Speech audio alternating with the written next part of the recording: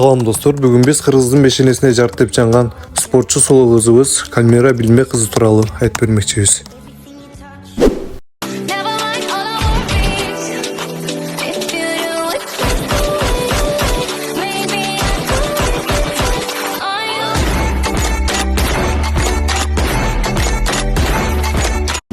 Кальмира Билимбек қызы ал 2003 жылдың 10 мартында Нарын облысына қарашты Ақталай районының Байетов айылында жарты дүниеге келген.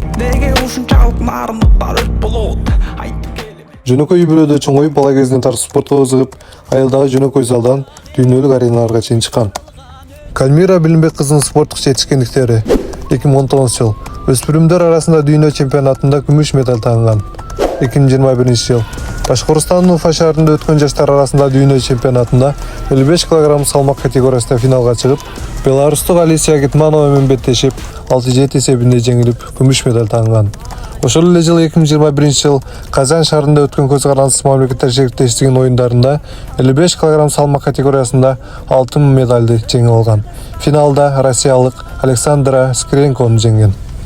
2023 жыл Иорданиянын Аман шаарында өткөн 20 жашка чейинкилер арасында дүйнө чемпионатында 59 кг салмак категориясында коло медаль тагынган. 2024 жыл Польшада өткөн эл аралык турнирге Кыргызстандын кыз-келиндер күрөшү боюнча курама командасынын мүчөсү катары катышкан. Быйыл 2025 жылдын март айында Иордания мамлекетинин Аман шаарында өткөн Азия чемпионатында 62 кг салмак категориясында коло медалды багындырды.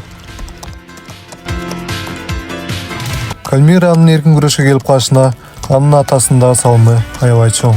Кальмиранын атасы Капарбек уулу Билимбек эркин күрөш боюнча машыктыруучу. Учурда Кальмира спорт карьерасын улантып, эл аралык мелдештерге Кыргызстандын намысын коргоп келет.